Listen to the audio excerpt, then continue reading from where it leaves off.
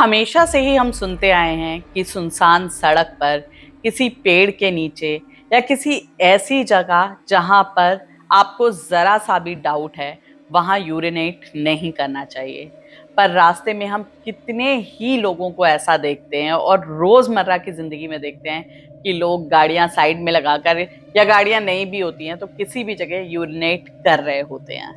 पर कभी कभी ये गलती इतनी भारी पड़ जाती है कि लोगों की जान पर बनाती है।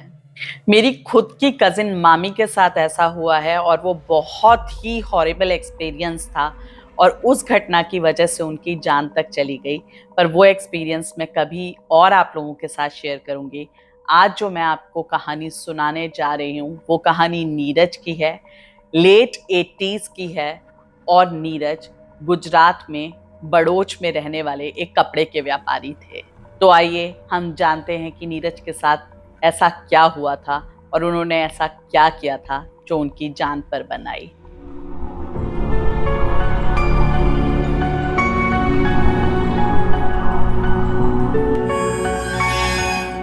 नमस्कार दोस्तों, मैं मानवी आप सभी का स्वागत करती हूँ पैरानॉर्मल पिरामिड में। आशा करती हूँ आप सभी लोग अच्छे होंगे। और जैसा कि मैंने आपको इंट्रोडक्शन में बताया कि आज की कहानी गुजरात बड़ौत से है, लेट 80s की कहानी है और कहानी एक कपड़ा व्यापारी की है जिनका नाम नीरज था। नीरज की बड़ौच में ही एक कपड़े की दुकान थी और वो अक्सर व्यापार के सिलसिले में अहमदाबाद और सूरत जाया करते थे। एक रोज वो अपने ड्राइवर के साथ सूरत गए।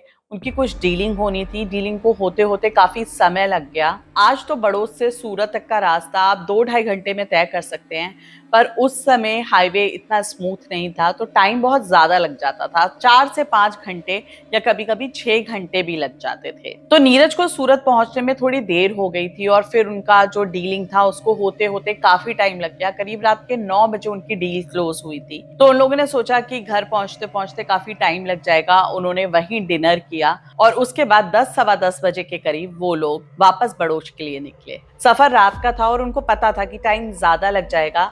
तो नीरज आगे वाली सीट पे ही अपने ड्राइवर के साथ बैठ गए क्योंकि ड्राइवर गाड़ी चला रहा था और नीरज को ये था कि कहीं उसे नींद ना आ जाए। तो वो बीच बीच में बातें करते करते ड्राइवर के साथ चल रहे थे। रास्ते में बहुत ज्यादा ट्रैफिक नहीं था। इक्का दुक्का ट्रक्स उनको दिख जाते थे, कभी कभी वो ट्रक्स को ओवरटेक करते थे। ज्यादा ट्रैफिक था ही नहीं, 1-2 गाड़ियां पास हो रही थी। रास्ता एकदम खाली सा ही था जो हाईवे था। इन लोगों को भी चलते चलते करीब 3-3.5 घंटे हो गए होंगे। जर्नी बहुत स्मूथ चल रही थी और इनफैक्ट ट्रैफिक नहीं था तो इन लोगों ने काफी रास्ता कवर कर लिया था। बड़ूच हार्डली 1-1.25 घंटे का रास्ता बचा था। तो नीरज को काफी टाइम से प्रेशर फील हो रहा था। उन्होंने ड्राइवर से बोला कि उन्हें यूरिन पास करना है, वो कहीं साइड में गाड़ी लगा दे। और रास्ता ऐसा ही था सुनसान सा, तो ड्राइवर ने भी थोड़ा आगे जाके साइड में गाड़ी रोक दी। नीरज यूरिन पास करने के लिए उतरे, थोड़ा वो आगे गए और वहां पे इतनी पिन ड्रॉप साइलेंस थी कि नीरज को खुद इतना अजीब लग रहा था। मतलब ठीक है, रास्ते में लोग नहीं है, अंडरस्टैंडेबल है कि गाड़ियां नहीं चल रही हैं ज्यादा, रास्ता सुनसान है, बट पिन ड्रॉप साइलेंस, किसी झींगुर, चींटी, मक्खी, मच्छर, उल्लू, किसी की भी आवाज नहीं है। एकदम ऐसा लगता है ना जैसे सुई भी गिरे तो आप उसको सुन सकते हो। इतना साइलेंट एनवायरनमेंट था उस जगह को। नीरज को काफी अजीब लगा, उनको भी सेम चीज ये महसूस हो रही थी। पर उनका प्रेशर इतना बना हुआ था तो उन्होंने थोड़ा सा आगे जाके यूरिन पास किया। एंड द मोमेंट वो यूरिन पास करे तो उनको एग्जैक्ट ये फील हो रहा था वो किसी की टेरिटरी में अनवांटेडली घुस आए हों। तो उन्होंने जल्दी जल्दी अपना काम निपटाया और वापस से गाड़ी में आके बैठ गए। द मोमेंट वो गाड़ी में आके बैठे उनको इतनी ठंड लगनी शुरू हुई तो उन्होंने ड्राइवर से बोला कि मुझे ना ठंड लग रही है, मेरा शरीर टूट रहा है, मैं पीछे वाली सीट पे जाके थोड़ा लेट जाता हूँ। अब आप लोगों को पता ही है कि गुजरात का मौसम कैसा होता है, वहां पे इतना ठंड होती नहीं है और किसी को भी नहीं पता होता कि वो आज एक बिजनेस डील के लिए जा रहा है, उसको फीवर आ जाएगा। तो इनकी गाड़ी में भी कुछ ऐसा नहीं था, ब्लैंकेट वगैरह। तो नीरज जो वहां से कपड़े लेकर आ रहे थे सूरत से, उन्होंने क्या किया, 4-5 कपड़े इकट्ठे किए और वो इकट्ठे करके ओढ़ लिए। इनको इतनी ठंड लग रही थी और ये अपना पीछे वाली सीट पे जाकर सो गए। ड्राइवर ने भी करीब 1-1.5 घंटे में गाड़ी घर पे लगा दी। जब ड्राइवर ने गाड़ी घर पे लगाई, नीरज को उठाया तो नीरज का बदन एकदम टूट रहा था। वो जैसे तैसे करके उठे, उन्होंने बेल बजाई तो उनकी वाइफ ने दरवाजा खोला। वो सीधे अपने रूम में गए और ब्लैंकेट लेके सो गए। सुबह जब नीरज उठे तो उनको काफी तेज फीवर था, तो घर वालों को भी यही लगा कि जर्नी की वजह से उनको फीवर हो गया, शायद मौसम ऊपर नीचे हुआ है इस वजह से ऐसा हो गया। और नीरज को खुद भी यही लगा कि हो सकता है मैं ट्रैवलिंग कर रहा था, हो सकता है उसकी वजह से फीवर आ गया हो। अब इन्होंने उस दिन सारा दिन रेस्ट किया, लेकिन उस दिन से इनके साथ एक चीज होनी शुरू हो गई कि इन्होंने अपनी शॉप पर जाना बंद कर दिया। नीरज के जो फादर हैं वही शॉप पर जा रहे थे और नीरज का फीवर भी नहीं उतर रहा था, तो उनको लगा कि चलो 1-2 दिन रेस्ट कर लेते हैं फिर वो जाएंगे। अब 2-3 दिन में नीरज का फीवर भी उतर गया, लेकिन फिर भी वो शॉप पे नहीं जा रहे थे। वो बस यही प्रिटेंड कर रहे थे कि उनकी तबीयत ठीक नहीं है।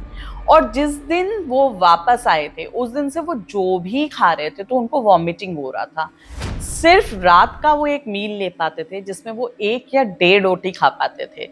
तो 1-2 दिन तक तो ये सब कुछ चला, तो घर वालों ने भी कहा कि चलो रेस्ट कर लो, फीवर की वजह से ऐसा हो रहा है। लेकिन जब ये चीज ठीक नहीं हुई तो उनको हॉस्पिटल लेकर जाया गया, दुनिया भर के डॉक्टर्स को उनको दिखाया गया, पर उनका प्रॉब्लम समझ ही नहीं आ रहा था। कोई भी ऐसी चीज नहीं निकल के आ रही थी जिसकी वजह से उनको वॉमिटिंग हो रही हो। उनको उस चीज के लिए मेडिसिन भी दी गई, लेकिन फिर भी वो दिन में कुछ भी खाते थे तो उनको वॉमिटिंग हो जाती थी। तो डॉक्टर ने उनको बोला कि ठीक है आप इनको लिक्विड डाइट पे रखिए थोड़े टाइम तक, बट फिर भी वो सूप वगैरह भी नहीं ले पा रहे थे, रात में ही खाना खा पा रहे थे। हालात ये हो गए थे कि 15 डेज के अंदर अंदर जो नीरज का वेट था वो 75 से 50 किलोग्राम्स पे आ गया था। मतलब 15 दिन में 15 किलो वजन उस बंदे का कम हो गया था। और इस दौरान नीरज घर पे भी किसी से बातचीत ज्यादा नहीं करते थे, ज्यादातर टाइम वो अपने बेड पे ही रहते, कभी आराम करते, थोड़ा बहुत टीवी देख लेते, नहीं तो वो सोते ही रहते। घर वालों को भी यही लग रहा था कि तबीयत खराब है, और जब तबीयत खराब होती है तो इंसान को वैसे भी कोई ज्यादा डिस्टर्ब नहीं करता। ऐसे ही सब कुछ चले जा रहा था। 15-16 दिन की बात है कि एक दिन नीरज सो रहे थे और उनकी वाइफ जिनका नाम शिखा था वो भी साथ में सो रही थी। उनकी 2:30-3 बजे करीब आंख खुली। मतलब कई बार ऐसा नहीं होता है कि आपकी अचानक से आंख खुल जाती है, और वो क्या देखती हैं कि उनके छत के बराबर की हाइट की कोई फीमेल खड़ी हुई है। मतलब एक इल्यूजन सा उनको दिखता है, ऐसा नहीं है कि वो बहुत क्लियर उसको देख पा रही हैं, जैसे हल्की सी लाइट कहीं से जल रही होती है। आप कभी रात में आंख खोल के देखिएगा तो बिल्कुल अंधेरा नहीं होता, बट ऐसा होता है कि आप चीज देख पाते हैं पर आप फीचर्स नहीं देख पाते, और आपको पता चल रहा है कि हाँ वो कोई फीमेल है। और उसने नीरज की छाती पे पैर रखा हुआ है। शिखा की नजर नीरज की तरफ जाती है, नीरज एकदम झटपटा रहा होता है, और ये देख के शिखा समझ ही नहीं पाती, मतलब 1-2 सेकंड ही ये चीज देख पाती है, और शिखा बहुत जोर से चिल्लाती है। और द मोमेंट वो चिल्लाती है, विद इन 1 सेकंड वो औरत वहां से गायब हो जाती है। शिखा फटाफट उठ के लाइट ऑन करती है, तब तक नीरज के पेरेंट्स भी उसके रूम में आ गए होते हैं, और शिखा नीरज से पूछती, नीरज क्या हुआ, ये क्या था। और नीरज के पेरेंट्स भी आके पूछ रहे हैं, बेटा क्या हुआ, तुम क्यों चिल्लाई, क्या बात हो गई। और शिखा तो इतनी घबराई हुई है कि उसको समझ नहीं आ रहा कि वो क्या बोले। वो नीरज से बोल रही है, नीरज से पूछ रही है कि नीरज जो मैंने देखा वो सही था, वो सच था, वो क्या था। और नीरज सिर्फ रोए जा रहा है, एक छोटे बच्चे की तरह सिर्फ रो रहा है। शिखा और उसके पेरेंट्स के बार बार पूछने पर नीरज ने आइस ब्रेक की। तो कहानी कैसी लग रही है आपको, ये पहले बताइए। अगर अच्छी लग रही है तो वीडियो को लाइक करना मत भूलिएगा, और अपने दोस्तों के साथ ज़रूर शेयर कीजिए। चैनल को अभी तक सब्सक्राइब नहीं किया तो सब्सक्राइब कीजिए, और बेल आइकन प्रेस करना बिल्कुल मत भूलिए। आपके एक छोटे से एफर्ट से बहुत मोटिवेशन मिलती है। आपको एक छोटा सा बटन प्रेस करना है, तो उसमें टाइम मत लगाइए, जल्दी से उसे प्रेस कीजिए। तो अब हम चलते हैं आगे।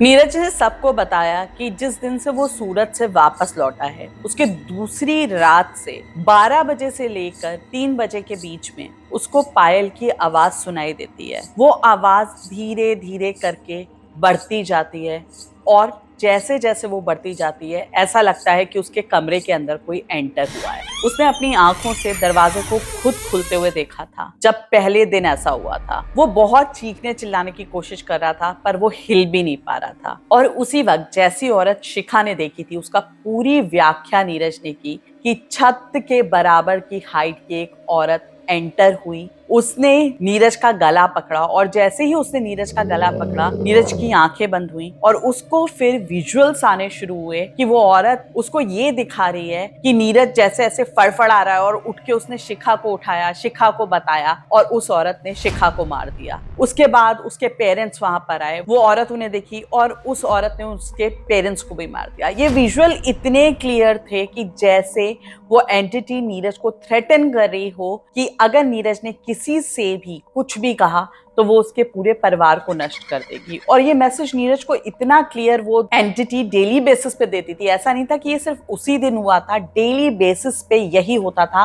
12:30 से 3 बजे तक के बीच में नीरज को पायल की आवाज सुनाई देती, उसका दरवाजा ओपन होता, वो एंटिटी आती और सबसे पहले वो नीरज का गला पकड़ती और उसको ये विजुअल्स आने शुरू होते। उसके बाद वो नीरज की थाइस से, अपर थाइस से ब्लड सक किया करती थी। नीरज ने अपना पजामा हटा के उन लोगों को दिखाया और नीरज की थाई पे सच में बहुत सारे मार्क्स थे। 2-3 बार ऐसा भी हुआ कि उसने ये किया और उसके बाद वो चली गई, पर इन 12-13 दिनों में सिर्फ 2-3 बार ही ऐसा हुआ। अदरवाइज हर बार वो ब्लड सक करने के बाद कभी नीरज का गला पकड़ती, नीरज बहुत झटपटा रहा होता और वो जोर जोर से हंस रही होती, कभी उसकी छाती पे पैर रख देती या कभी उसके ऊपर चढ़ के बैठ जाती। लेकिन एक भी दिन ऐसा नहीं हुआ कि शिखा को किसी भी तरीके की कोई भी झटपटाहट की फीलिंग या किसी भी तरीके का कोई भी एहसास हुआ हो नीरज के साथ सोते वक्त। वो तो उस दिन कॉन्सिडेंटली आप ये कह सकते हैं कि ईश्वर के माध्यम से ही शिखा की आंख खुली और उसने अपनी आंखों से उस एंटिटी को देखा। नीरज कोई छोटा बच्चा नहीं था कि उसकी बातों पे कोई यकीन ना करे, और जो उसकी थाइस पे मार्क्स थे और जो उसकी हालत थी, जिस तरीके का उसका वेट कम हो गया था, आंखों के नीचे काले गड्ढे आ गए थे, चेहरा बिल्कुल पीला पड़ा हुआ था, तो कोई सवाल ही नहीं था वहां पर ये ना मानने का कि ऐसा नहीं हुआ है। ये सारी बातें करते कराते सुबह के 5 बज चुके थे। नीरज के फादर ने शिखा को और नीरज की मदर को नीरज के पास छोड़ा और वो सीधे अपने गुरुजी के पास गए। नीरज के फादर के जो गुरुजी थे वो सात्विक पूजन करते थे और उन्होंने बहुत क्लियर बताया कि मुझे अंदेशा है कि नीरज के साथ कोई नेगेटिव एंटिटी लगी हुई है, मैं उसका इलाज नहीं कर पाऊंगा, पर मैं तुम्हें एक पता बताता हूँ, वो तांत्रिक बाबा हैं, नीरज का इलाज वहीं होगा और जितना जल्दी से जल्दी हो सके तुम नीरज को उन तांत्रिक बाबा के पास लेकर जाओ। नीरज के फादर घर लौटे, उन्होंने फैमिली के साथ सारी बातें डिस्कस की, फिर उन्होंने ड्राइवर को बुलाया और वो सारे लोग उन तांत्रिक बाबा के घर पे जाने के लिए निकल पड़े। करीब 11 बजे ये लोग अपने घर से निकले थे और उन तांत्रिक बाबा का जो स्थान था वहां जाने के लिए हार्डली 1.5 से 2 घंटा लगना था। सबसे पहले इनकी गाड़ी का टायर पंचर हुआ, उसके बाद इन्हें एक ट्रैफिक जैम मिला जिसमें ये 3 से 4 घंटे तक फंसे रहे। मतलब जहां इनको हार्डली 1:30-2 बजे तक पहुंच जाना चाहिए था, वहां ये लोग रात के 8 बजे जाके पहुंचे हैं। रास्ते में कुछ ना कुछ प्रॉब्लम्स इनको ऑकर होती रही, जैसे कि कोई इन्हें रोक रहा है वहां जाने से। ये लोग तांत्रिक बाबा के स्थान पे पहुंचे, इन्होंने बताया, रेफरेंस दिया, जिन गुरुजी ने उनका पता दिया था। तांत्रिक बाबा ने इन लोगों को अंदर बुलाया और इन लोगों ने सारी बात बताई कि नीरज के साथ क्या क्या हो रहा है, उसको कैसे फील हो रहा है। उन्होंने नीरज को अपने पास बिठाया, फिर नीरज के माथे पे कुछ भभूति लगाई और एक चुटकी भभूति नीरज को खाने के लिए दी। नीरज ने जैसे ही वो भभूति खाई, उसको विदिन 5 सेकेंड्स वॉमिटिंग हो गई और उसको जो वॉमिटिंग हुई थी उसमें बिल्कुल ऐसे काला काला कुछ गाढ़ा सा निकल रहा था और काफी देर तक वो वॉमिट करता रहा। मतलब 10 सेकंड रुकता, फिर निकल रहा है, फिर रुक रहा है, फिर निकल रहा है। उसको काफी देर तक वॉमिटिंग हुई, करीब 1-1.25 मिनट तक नीरज ने इस तरीके से वॉमिटिंग की है। 1-1.25 मिनट सुनने में बहुत छोटा टाइम लगता है, लेकिन जब आपको वॉमिटिंग हो रही हो तो वही 1-1.25 मिनट 1-1.25 घंटे के बराबर हो जाता है। और ये जैसे ही उसको वॉमिटिंग हुई, उसको ये सब कुछ निकला, नीरज को बहुत हल्कापन महसूस हुआ।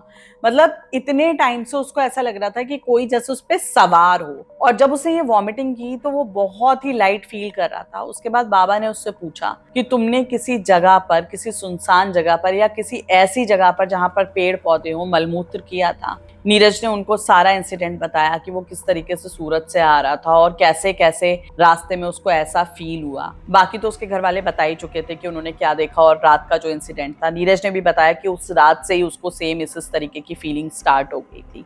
इनफैक्ट नीरज ने बाबा को ये भी बताया कि जिस मोमेंट वो वहां पर उतरा था और उसने वहां पर यूरिन पास किया था, उसको उसी मोमेंट लगा था कि वो जगह किसी की है, मतलब उसने कहीं ट्रेस पास किया है और वो जिसकी भी जगह है वो नहीं चाहता था नीरज का वहां होना। और बाबा ने उस पर ये कह के स्टैंप लगा दी कि वो जगह एक रक्त पिशाचिनी की है। जिस समय नीरज ने वहां यूरिन पास किया था, उसी मोमेंट से वो रक्त पिशाचिनी उसके पीछे लग गई थी।